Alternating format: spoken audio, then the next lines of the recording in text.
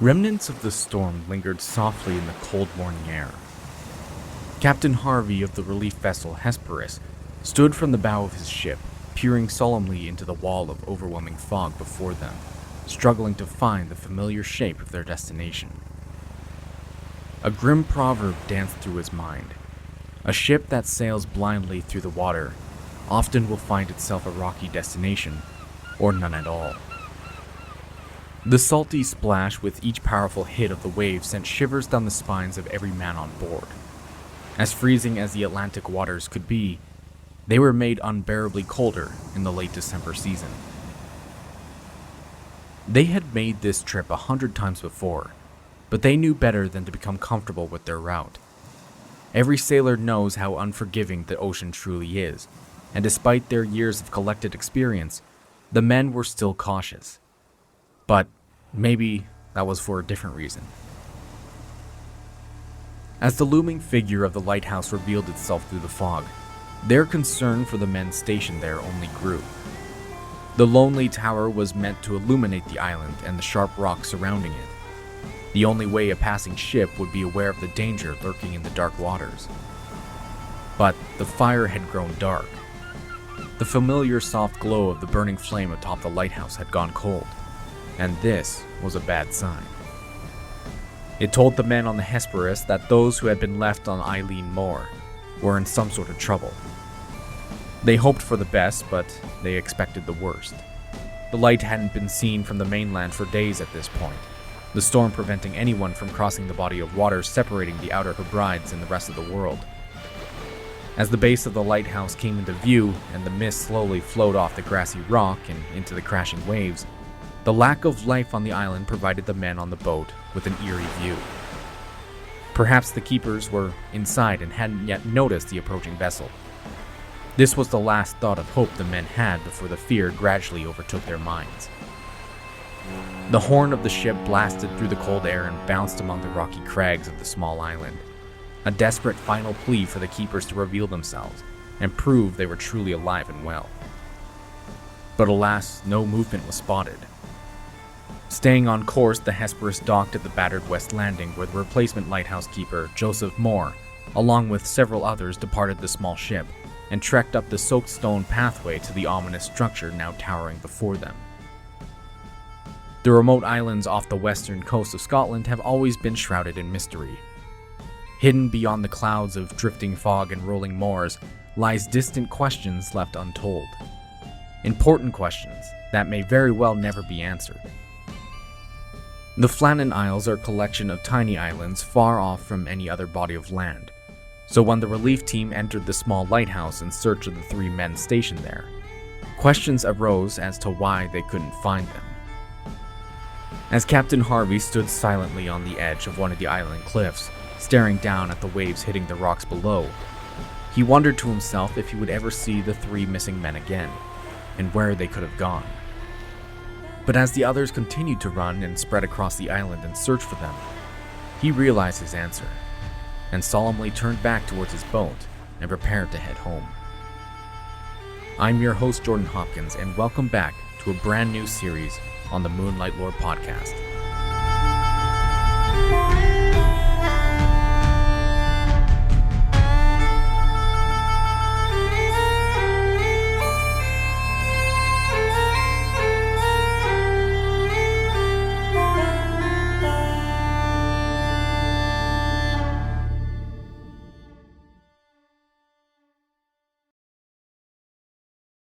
Those lucky few who have ventured through the endless rolling hills of the Scottish countryside are fortunate enough to experience what tranquility truly is. The emerald flowing grass imitating the ocean waves and the silent wind, along with the quiet boulders holding long-lost stories of those who have since departed, are a testament to the country's extensive and complicated history. For thousands of years, humans have inhabited the Outer Hebrides of the Northwest, and it's here the landscape has gained less of a reputation similar to that of the mainland, and more so one of being rather unforgiving. Those who settled among the coastal islands have fought and struggled for survival dating all the way back to what some believe to be as early as the Mesolithic era, when the climate allowed for humans to migrate and build settlements in the north. But proof of human existence in the Isle of Lewis tells us humans have been at least confirmed to have been living and thriving there since at least the Neolithic era in the New Stone Age, as in the form of the famous Collinis stones, a grouping of tall rocks deliberately placed in a cruciform pattern, with a single stone monolith set in the middle, with 13 other stones set in a circle surrounding it, and a chambered tomb which leads underground. Similar to Stonehenge over 800 kilometers away, what the stones were used for had remained a mystery since their existence piqued the interest for archaeologists all across the British Isles. Some had presented the idea that it had been used as a prehistoric celestial observatory, a way to track the seasons and know when to grow and harvest their crops, but most believed the site to have some sort of religious significance. Some interesting folklore surrounding the stones say they were all once a race of old petrified giant men who had refused to convert to Christianity and thus were turned into stones. Another legend is early on Midsummer Morning, an entity known as the Shining One will suddenly appear and walk the length of the avenue of stones towards the center circle, then disappear upon entering the tomb. The point is, the islands that make up the Outer Hebrides territory are steeped in mysteries and legends.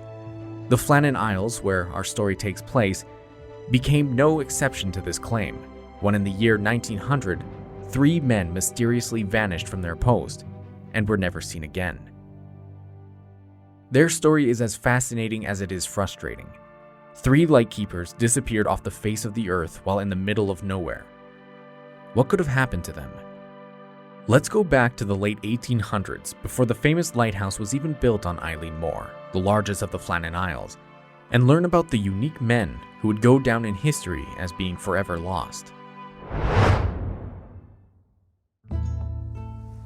Ever since ships had begun sailing through the treacherous waters off the coast of Scotland, the demands for safe passage through the infamously rocky coastline arose after thousands of ships over the centuries crashed against the rocky shore or disappeared beneath the blue waves altogether, oftentimes taking the lives of their entire crew along with them.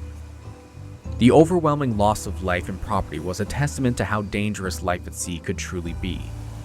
For years, seamen and merchant companies pushed the Scottish government to do something about this never-ending problem, to help ensure safe passage in an otherwise deadly environment. Lighthouses, of course, became the obvious answer. A series of burning fires dotting the blackened coastline would prove to be quite efficient in warning passing ships of the dangers nearby. However, as is the case with many major projects, the establishing of these glowing towers would prove costly and take a while to actually construct. But proof of their effectiveness did wonders in persuading the government to take on such a task. On the Isle of May, an ancient lighthouse known as the Beacon was built in 1636 and successfully helped guide vessels through a particularly difficult stretch of water for years. But of course, over the centuries, flaws began to arise. The fire was fueled by a large coal-burning basket at the top and used roughly around 400 tons of coal per year. But unlike modern lighthouses, it had little protection from the elements. The strong gale-force winds that rushed in from the ocean proved to limit the visibility of the flame, and in 1810, 2 Royal Navy ships wrecked upon the shore after believing a larger, more visible flame on the mainland was actually the one on the Isle of May. And 19 years earlier, in 1791, it was discovered the lightkeeper there, George Anderson, along with his wife and 5 children, were all found dead inside the small structure, all succumbing to carbon monoxide poisoning in their sleep, created by the fumes of the coal smoldering above them. The only survivor was the baby of the family, Lucy, and it wasn't until the 2 Navy ships were destroyed did things begin to change in Scotland. After 179 years, the Isle of May welcomed a new arrival. The Beacon was outdated. Lighthouses needed to be reliable and safe for not only the ships passing by, but also the keepers who lived in and managed them. The Northern Lighthouse Board was created in 1786 for this very reason. Their purpose was to construct multiple lighthouses dotting the Scottish coast in an effort to not only save lives, but also the ships and their merchandise.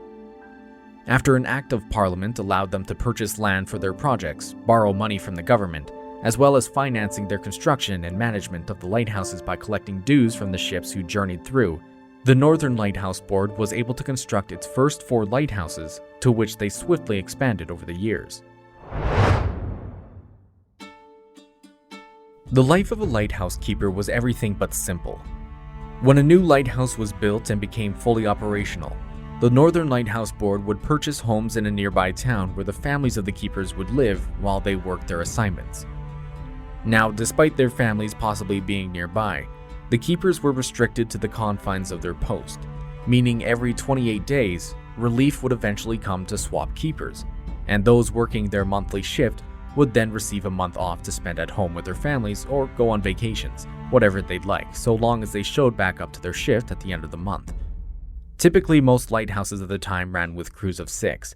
3 men would work one monthly shift while the other 3 had time off, and then they would switch back and forth. The Northern Lighthouse Board also employed men with the title of LALKs, Local Assistant Keepers, or OLKs, the Occasional Lighthouse Keepers. Both of these titles were basically the same thing. These men would be locals from the nearby towns and would be trained to fill in for those at the lighthouse who may have come down with an illness or needed to take leave of absence for emergencies or time off. For anyone looking to start a career in lighthouse keeping, this would generally be the first step for any young man to take to get their foot in the door. For the most part, while living and working at their isolated postings, life was meticulous, tedious, and boring. Although they lived in very close proximity to one another, the 3 men working their shift would only ever interact when the job called for it. Their isolation and close living quarters made disagreements and conflict a common occurrence, but oftentimes these resulted in nothing more than a few judgmental words being exchanged.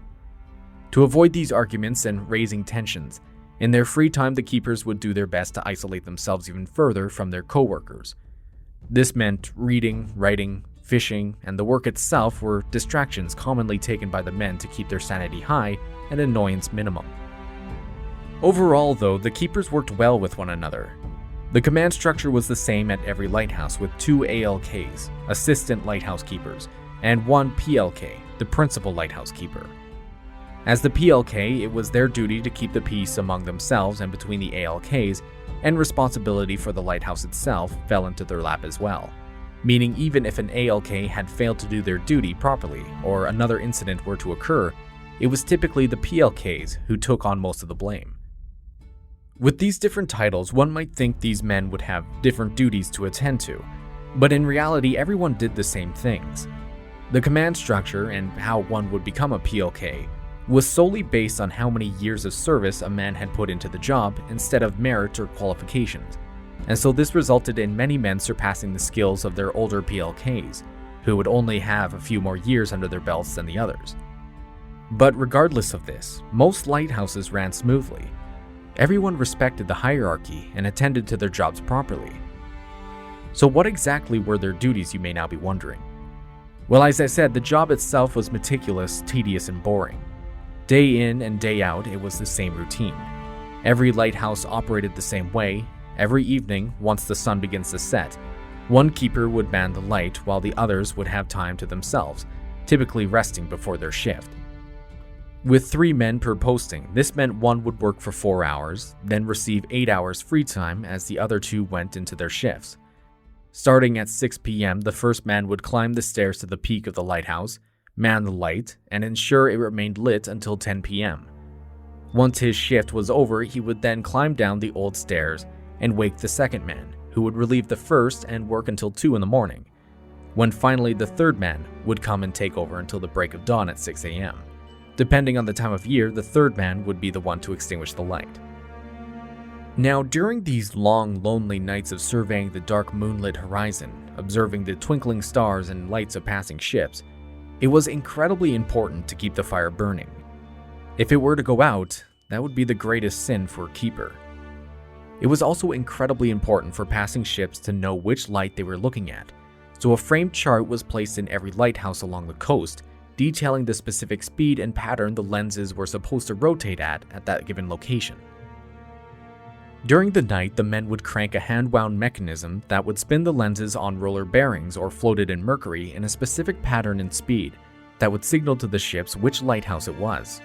The fire, which burned with paraffin or sometimes coal, was also managed as well to keep the flame bright and large to be seen for several kilometers, as the lighthouses were positioned roughly a little over 30 kilometers down the coast from one another.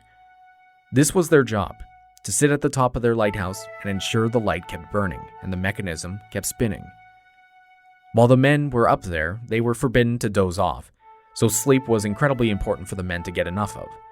However, the creeping boredom and hypnotizing flashes would certainly help play a role in some keepers drifting off. Otherwise, while they were up there and tended to their duties, they were permitted to pass the time with simple activities. There were some who wrote poems, others read books, and some played soft nightly melodies with whatever instrument they had at their posting. As one could imagine, life for a lighthouse keeper was rather dull. For 28 days, this is what they did.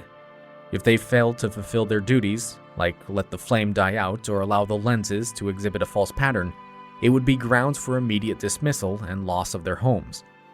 So while it was tedious and boring, it was also incredibly important, not only for the ships, but also to keep the men's families well fed and comfortable. So as you could imagine, this sort of life was certainly not for everyone. Living in close proximity to two other men who you may or may not get along with, are forced to ration and share your food, night after night doing the same routine over and over, only ever seeing another human being when your shift is finally over after 28 long days, when the relief vessel came with your replacements and to stock the lighthouse with materials and food. It took its toll on many of the men who signed up for the job. While it was stable, honest work, it was a job many weren't cut out for. The life of a lighthouse keeper could be best described as ordinary folks doing extraordinary work.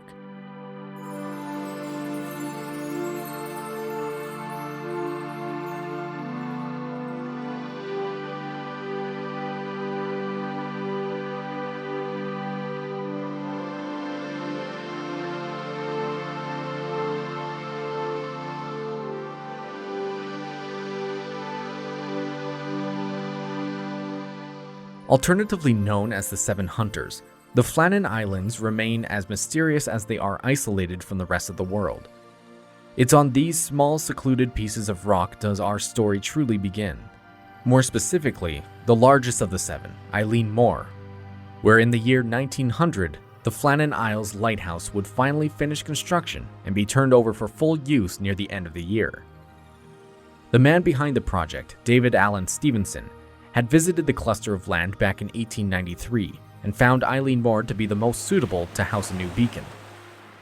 It stands roughly 150 feet above the water, allowing the light from the structure to effectively shine over the other 6 islands with ease.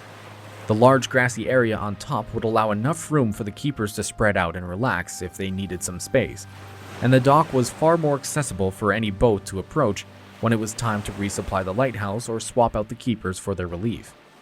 And as everyone could probably imagine, building such an outpost would require quite a bit of work and money to do. Things the Northern Lighthouse Board needed to consider were boundary walls and fencing to protect the keepers from slipping and falling into the water, landing places for the boats and a tramway to deliver supplies from the dock up to the lighthouse, a small crane for unloading the boat supplies and onto the tramway, a livable space for 3 to 4 keepers, the structure of the lighthouse itself, and any other equipment they needed to stock it. There was of course so much more that went into it, and when all was said and done, the cost for such a project would exceed £22,000. But like I had mentioned, the Flannan Isles lighthouse was pushed through the books, and money was thrown into it simply for the fact that a lighthouse was needed in that area, and this was the best location for it. On December 7th, 1899, the lighthouse itself was finished, and the beacon atop its peak was lit. Construction of the outpost wouldn't finish until October of 1900, but for over an entire year, the lighthouse shined its light every night without fail. That is, until that fateful night sometime in late December of 1900, when the light suddenly and mysteriously went out.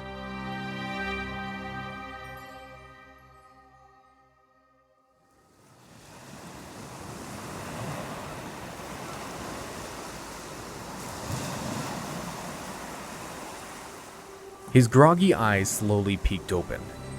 Donald MacArthur stretched his arms upward, the warmth of his cot failing to do its job as he pushed back the covers, and the cold air that filled the room rushed to his body, waking him that much quicker from his slumber.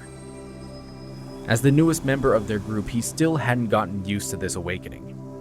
The few weeks of training to become an occasional keeper did little to prepare him for the constant nightly awakenings he would receive from the man standing over him, Principal Keeper James Ducat. The two whispered softly to one another, taking great care as to not to wake their third, second assistant keeper Thomas Marshall, who was sound asleep a mere few feet away. James had just finished his 4-hour shift, and it was time for Donald to cover his.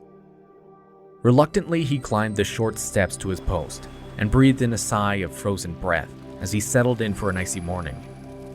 With an envious but silent thought to himself, his mind lingered on the first assistant keeper who he was replacing, William Ross, and thought just how lucky he was after he had been injured in a freak accident earlier in the month.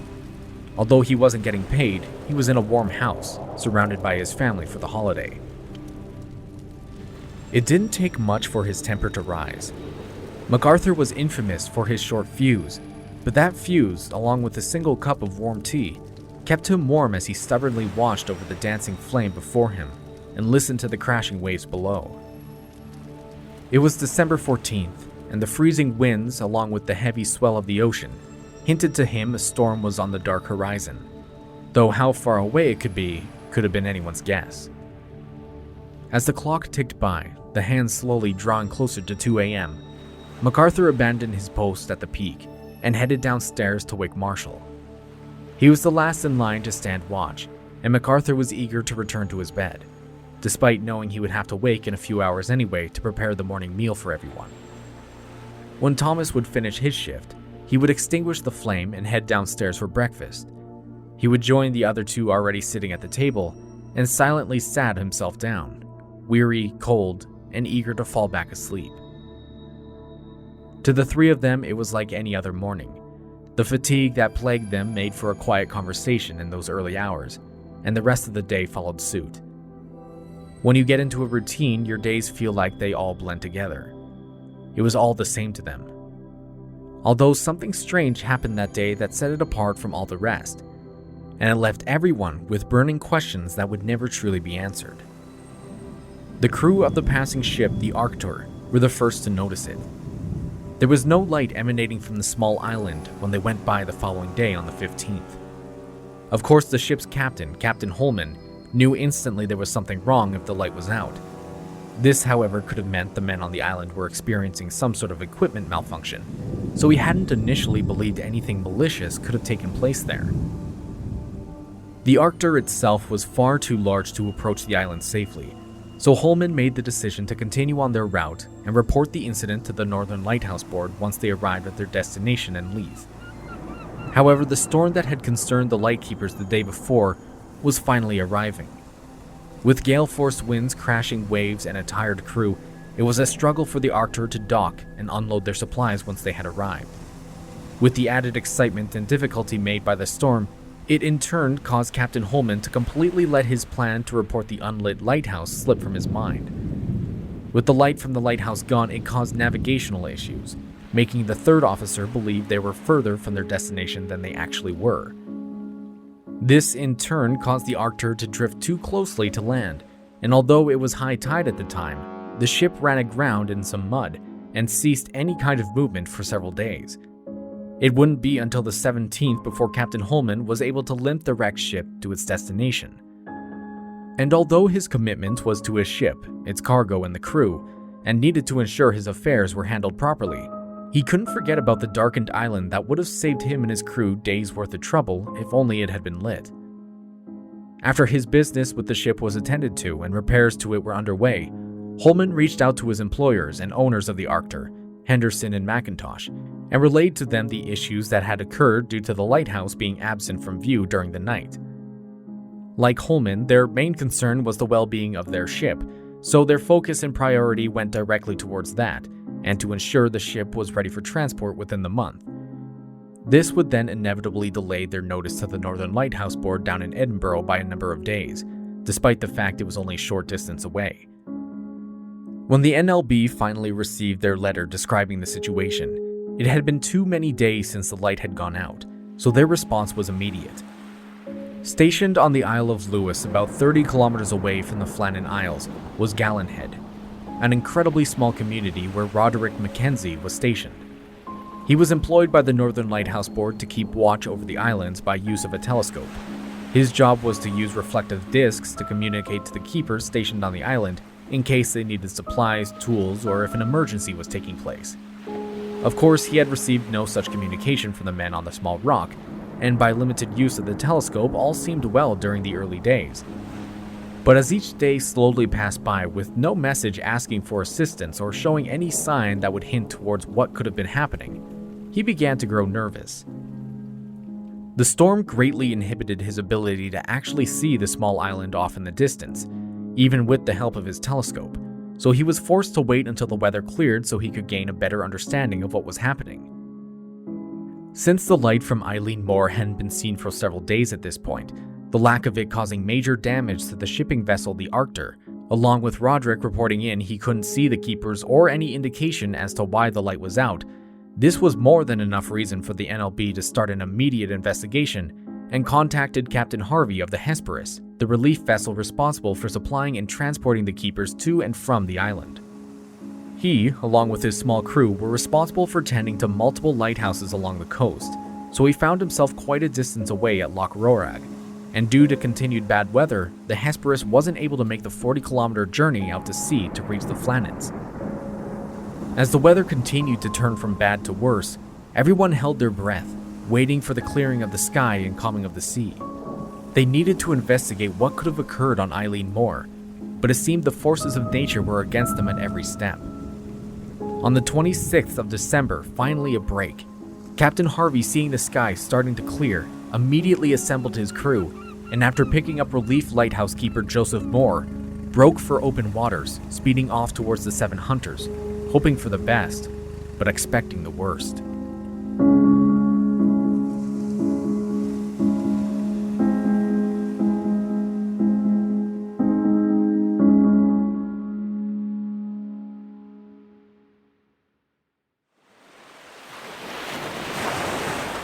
The spray of the ocean mist crashed against the Hesperus as it darted towards the small rocks protruding out of the water off in the distance. Even at full speed, the relief vessel was slowed by the choppy waves, preventing the men from reaching their destination, almost as if a warning to be wary of what awaited them. Standing at the helm, Captain Harvey, along with a determined Joseph Mòr standing next to him, kept his eyes on the horizon as the island slowly began to transform from distant blurs to battered rocks. As the skeleton crew approached, Captain Harvey signaled the island with a few blasts of the ship's horn, as he was in the habit of doing when making a visit. Typically, upon hearing the horn, whoever was free from their duties in the lighthouse would come down the dirt path that would lead to the west landing and greet the ship and the men with an often warm welcome.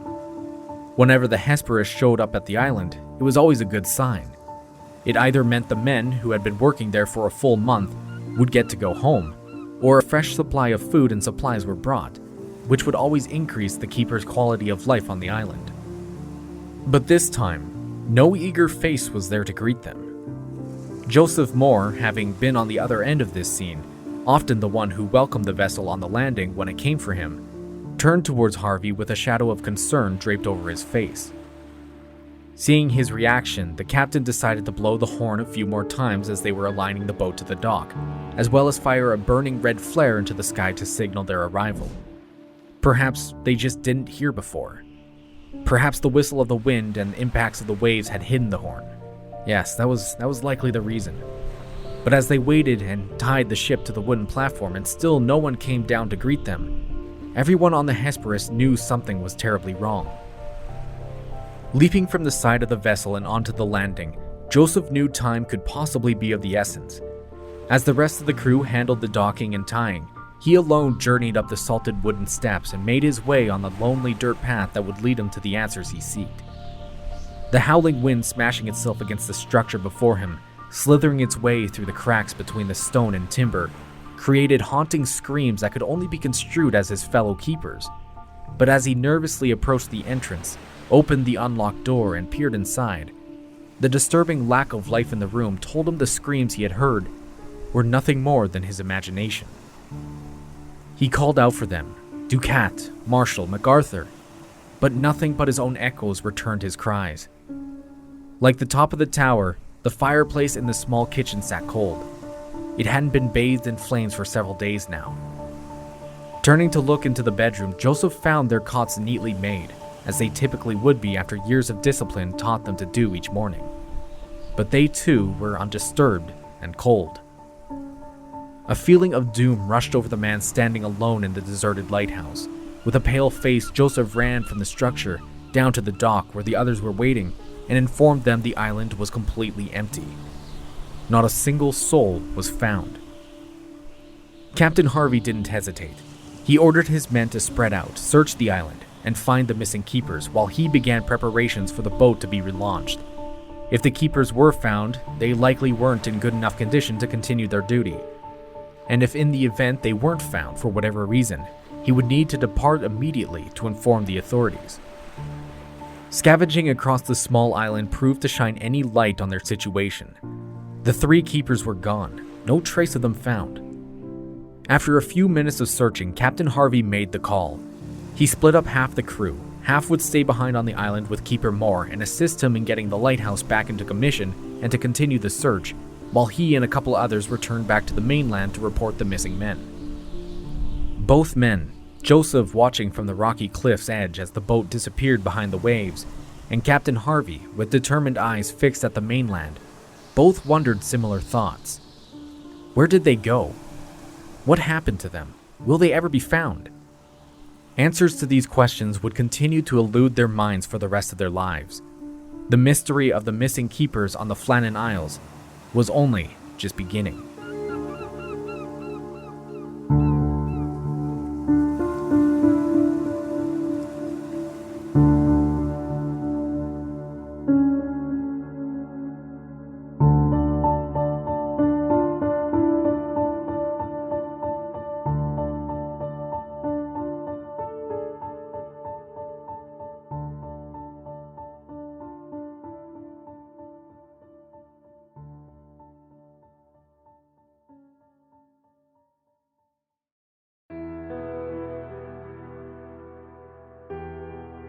The mystery of the lighthouse on Eilean Mòr has plagued the minds of everyone who has heard the tale.